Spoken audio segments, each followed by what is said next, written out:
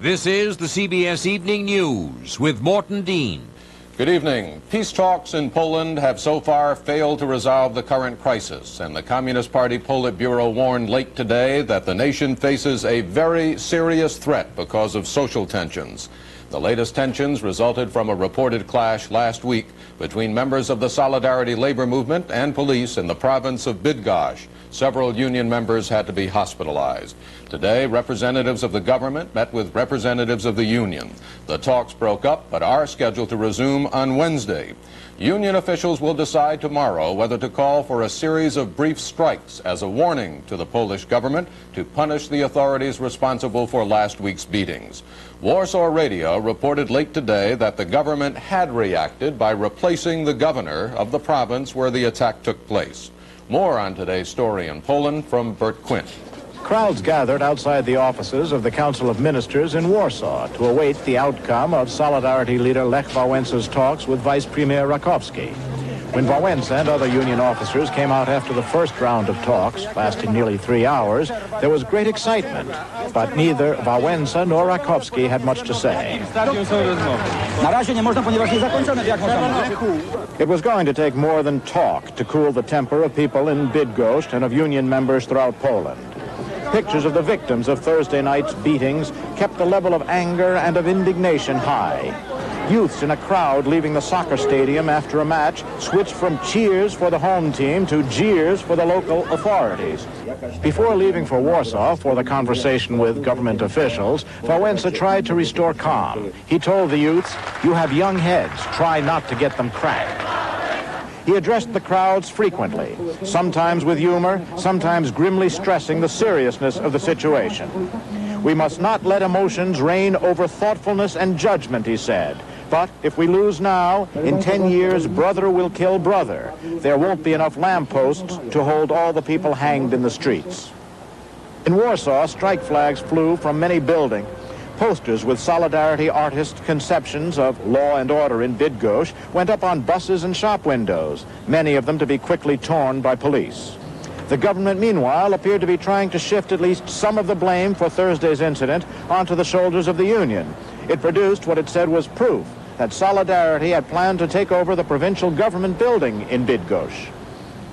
The government fact-finding team that went to Bydgoszcz claimed that police there did not use undue force to evict the union men. But it didn't answer the questions. Why were people beaten and by whom? Bert Quint, CBS News, Warsaw. Adding to the anxiety in Poland about what may happen were the military maneuvers that are taking place. The maneuvers are part of a large Warsaw Pact exercise and involve Soviet and Polish troops, as well as troops from other Eastern Bloc nations. Pictures of the maneuvers taking place in and around Poland were given a prominent display on Polish television. People in Mongolia are known mostly for their skill in riding ponies, but today a Mongolian galloped right off the Earth in a Soviet spacecraft. He had been training in the Soviet space program since 1978, and today he and a Soviet cosmonaut were launched for a link-up tomorrow with the Salyut Space Lab. This is the 8th time the Soviets have sent up a cosmonaut who is from one of the countries within the Soviet orbit. What can you do with challah you can't do with any other wine? Celebrate. Know why I refrigerate? Because my friends love to celebrate. This setting should indicate that we know how to celebrate. Hello, darling. Chala Lambrusco, Bianco, and Rosato have such a bright, clean taste. Every sip's a celebration. Their wine list is first rate. All it says is, celebrate. What a taste to celebrate. Discover an incredible beauty cream that can regenerate the softness in your skin. Night of Olay. It penetrates so quickly that Night of Olay never feels greasy. Because it goes deep inside, this remarkably rich beauty cream helps nourish your skin's natural softening process, easing dryness hour upon hour, regenerating softer, smoother skin. Night of Olay, the beauty cream that regenerates softness for younger-looking skin. The latest group of U.S. military advisors, Green Berets, arrived in El Salvador today to help train government forces. The number of U.S. advisors there now totals 56. The latest contingent took off from Panama. Ike Pappas was on hand. There wasn't a Green Beret in view early this morning as 10 members of the U.S. Special Forces waited at Howard Air Force Base, Panama, for their flight to El Salvador. The reason?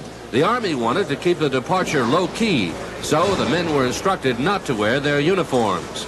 In addition, interviews were forbidden, and the trainers would not permit their faces to be photographed to avoid identification and possible attack by terrorists once in El Salvador.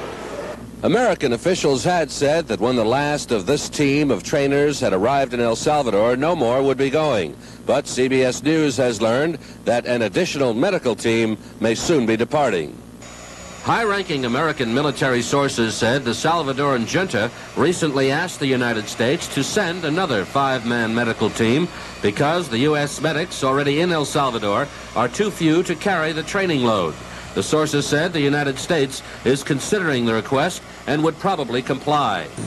The Green Berets who departed today will join 5 others who went in nearly 2 weeks ago as an advance party. The American trainers prepared for a month for this moment, brushing up on their Spanish, packing their equipment and training aids that they would need, and reviewing tight security procedures. Today's group consisted of experts in communications, intelligence, and counter-guerrilla warfare. Most received training at the Jungle Warfare School in Panama. Their job will be to pass their knowledge on to a select group of Salvadoran cadre who will in turn attempt to set up basic training programs for recruits, some of whom now receive no training before being sent out to fight insurgents. American trainers will not accompany Salvadoran forces on combat patrols. How do they feel about going to El Salvador? It's just another job, they say. They're paid to do it. Ike Pappas, CBS News, Howard Air Force Base, Panama. There's another sort of training taking place in an unusual place for possible fighting in Central America. But these trainees want to overthrow a leftist government. Charles Krause has the story.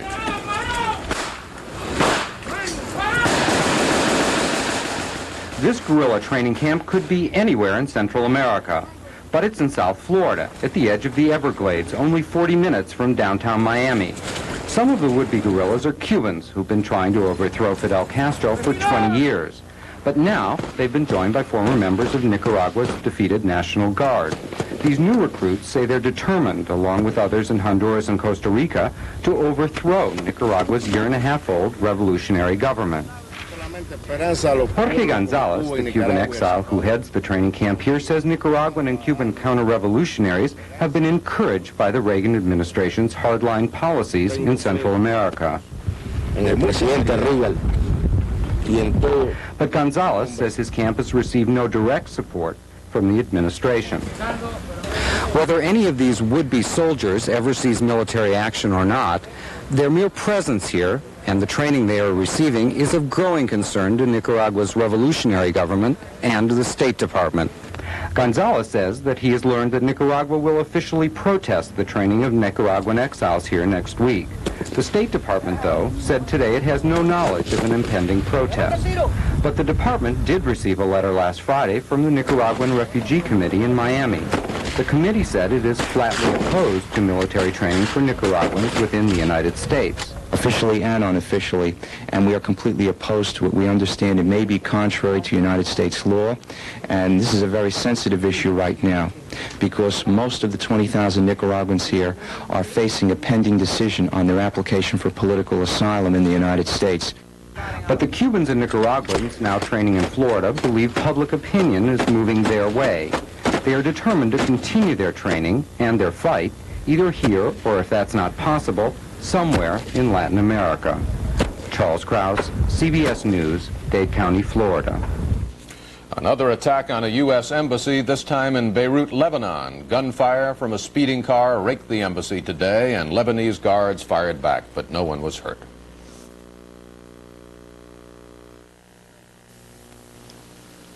Night, Gloria. Night, Mr. Graham. Whatever became of the 9-to-5 job? Good night. With so many people working so late, it makes you wonder, why isn't more work getting done? At Xerox, our business is helping people get work done, not by working longer, but better. With advanced machines that copy, sort, and even reduce as fast as 2 pages a second. Machines that let you process information much faster than humanly possible. that print out computer information much faster than ordinary computer printers. Even a special Ethernet cable that lets office machines work together, all of which can literally save businesses millions of dollars in wasted time and effort. In fact, Xerox machines can do all sorts of time-consuming chores, giving you the time to do your job faster and better, which will help you keep up with all those other people who have 9-to-5 jobs.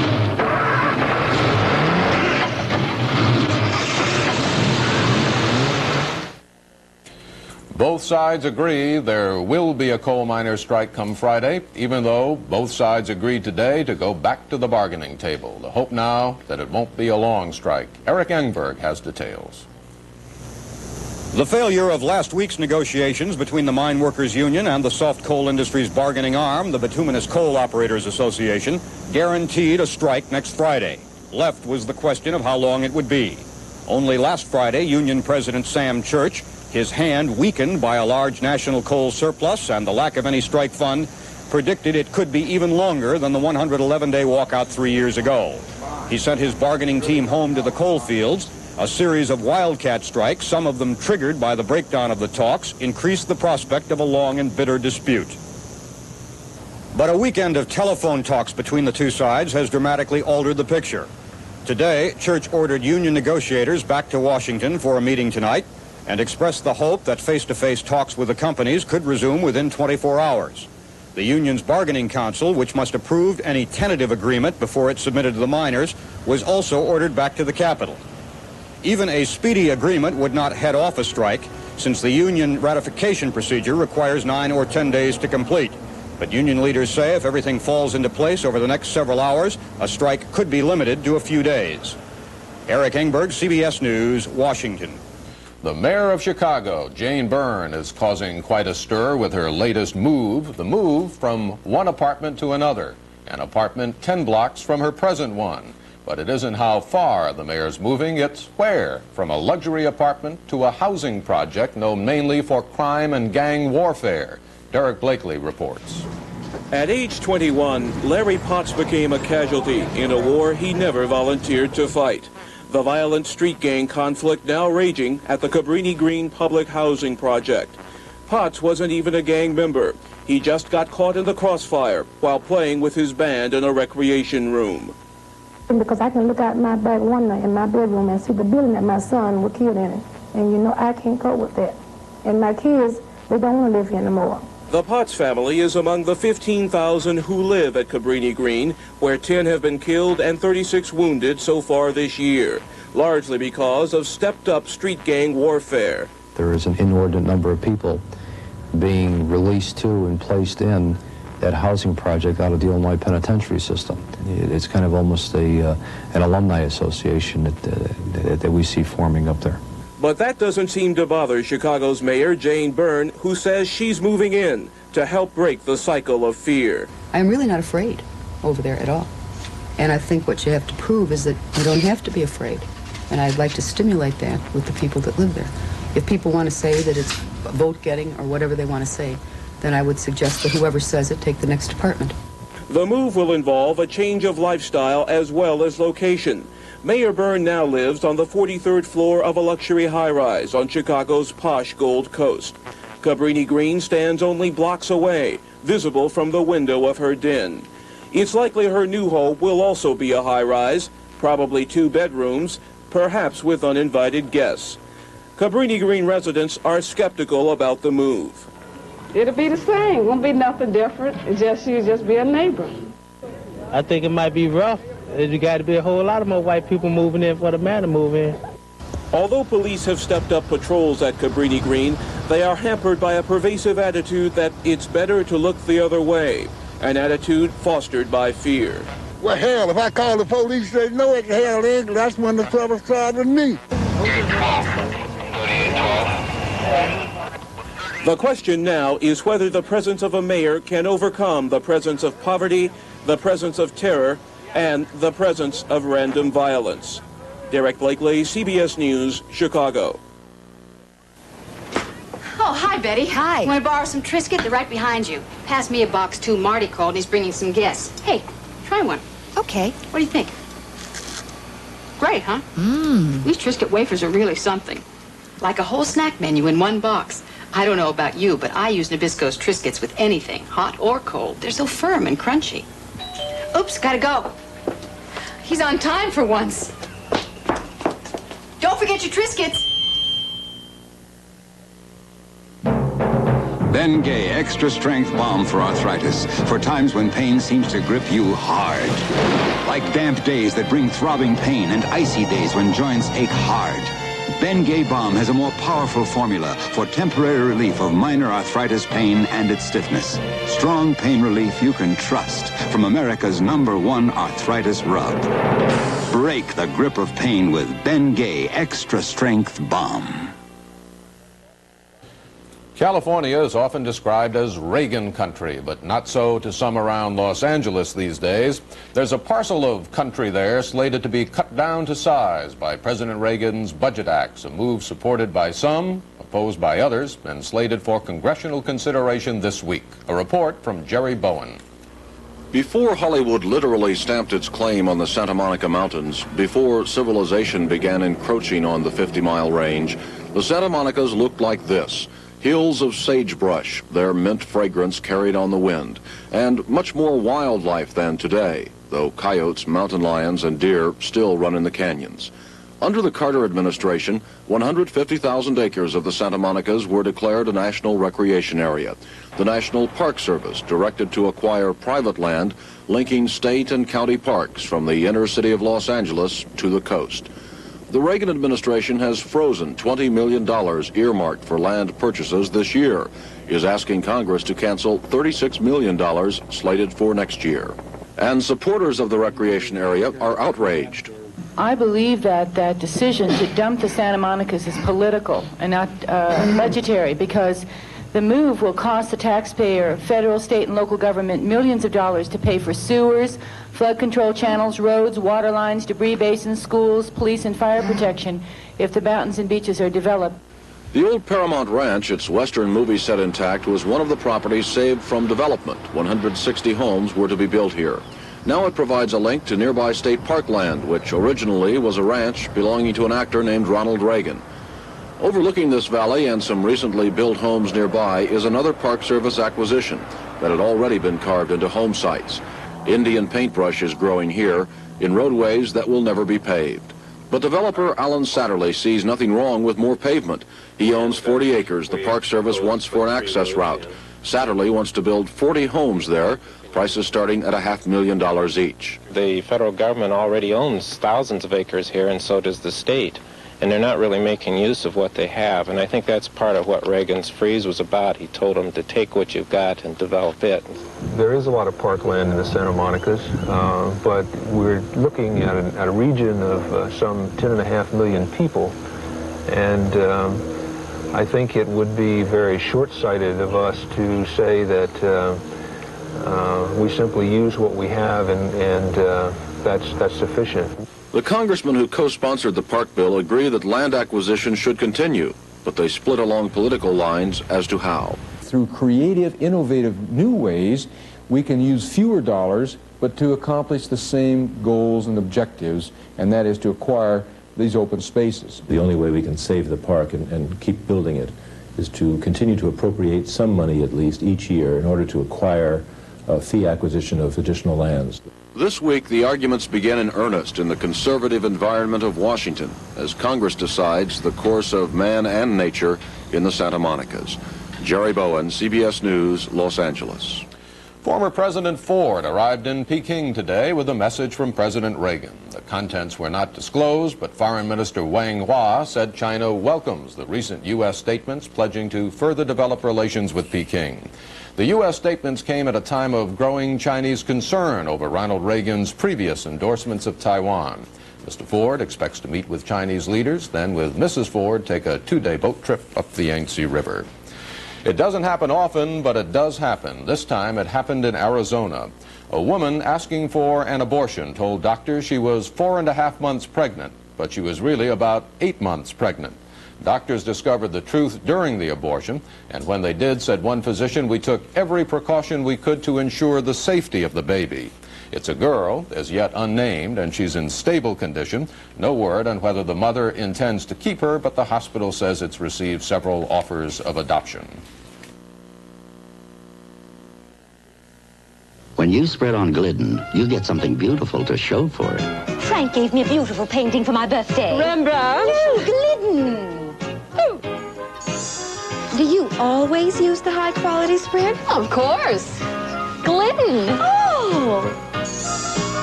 Once I was the center of attention at my parties. Then I painted the walls with Glidden. Glidden, when you make a very good paint, it shows. I miss deducting the cost of childcare since I've been working. I miss my union dues. The IRS provides for more than 500 tax deductions, credits, and exclusions. Every one you miss can mean money out of your pocket.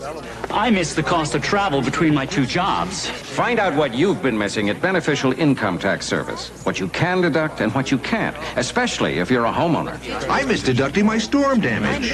Find out what you've been missing. This year switch to Beneficial Income Tax Service. Some more heavy political artillery will sound a warning about President Reagan's proposed budget cuts beginning this week. Democrats on the House Education and Labor Committee will hold a series of hearings on how the Reagan budget will affect scores of education and social programs.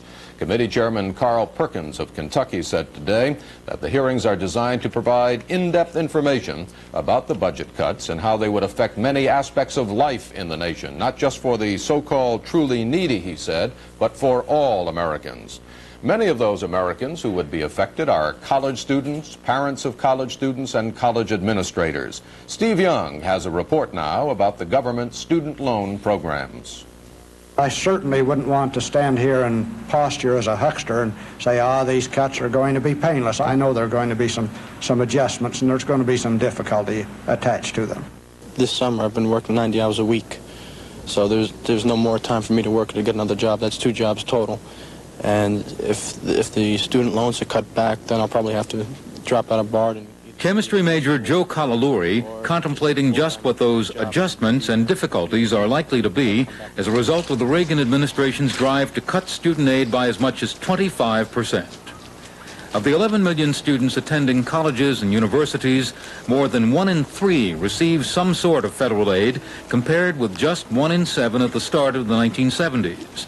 As the cost of education has soared with inflation, the federal aid program has snowballed from $585 million at the start of the last decade to $5.6 billion this year. The Reagan administration wants to reverse the trend and cut $1 billion from the higher education aid budget by 1982. Of the half-dozen forms of federal student aid, 2 programs account for 80% of the budget, so-called Pell Grants awarded according to need, and guaranteed student loans given to all who apply. I think these cuts are very penny-wise, pound-foolish, because in the long haul, they're going to make our nation a less rich nation, determined by the sum total of the education of the people. I intended to come to Emory and to finish at Emory, and now that prospect may have been changed, and of course it makes me very upset. In trying to tighten controls on guaranteed student loans, the Reagan administration plan takes aim at one of the main subsidies the government gave to the middle class in the 1970s. But it would also affect the nation's most needy college students by requiring that they come up with $750 themselves before they are eligible for government grants.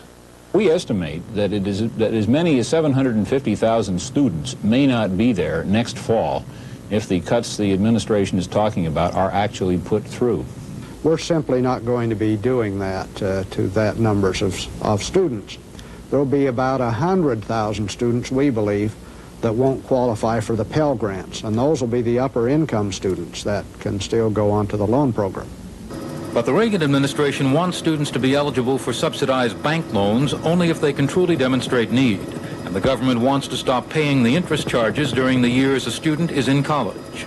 I would have to stop school, work for approximately a year, maybe if I'm lucky, half a year, 6 months, accumulate enough money to come back and pay for my personal expenses and attend school again on a substantial budget. Sort of a sit and wait kind of situation. Right now I'm questioning whether or not I'm even going to be able to get my student loan for next year and what I'll do if I don't. I had planned on taking an internship which was non-paying. And so I wouldn't be able to afford that luxury. The underlying philosophy is that the responsibility for putting children through college shifted in the 70s from parents and their children to the government, and that responsibility should be returned to the family.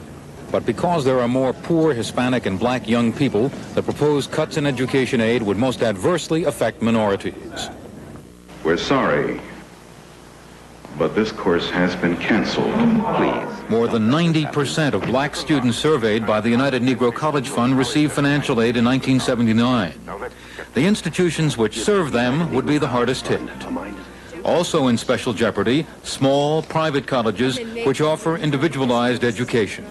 We're not getting the loan incentive. The student is getting the loan incentive. So the student is able to choose, to decide, well, I would like to go to this kind of college because of its special program, its special quality, what it can give to me. Some educators worry that as students become more financially hard-pressed, they will stampede from private schools to less expensive state schools. If that doomsday prediction would come to pass, we would not be able to house any additional students. Our housing now is completely full.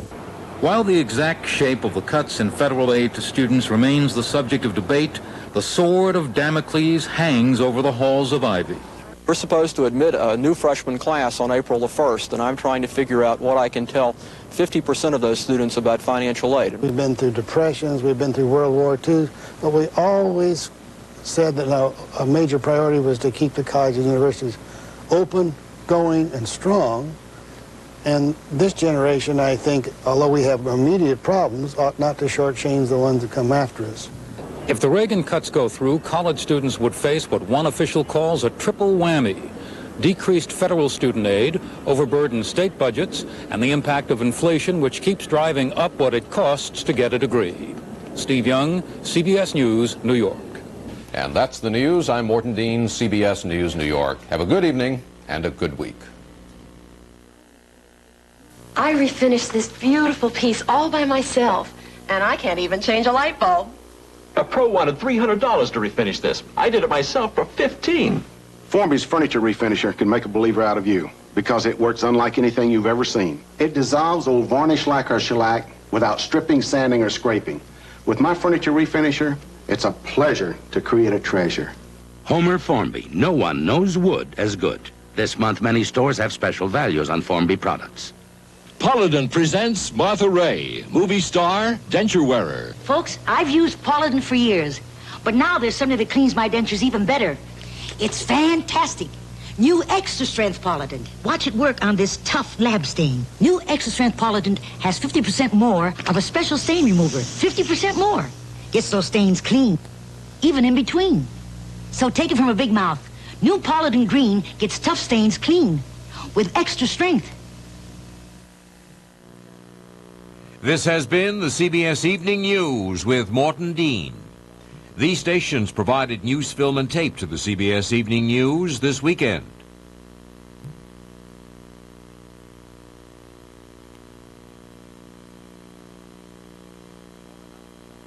For an update on today's events, watch the CBS Sunday Night News with Ed Bradley.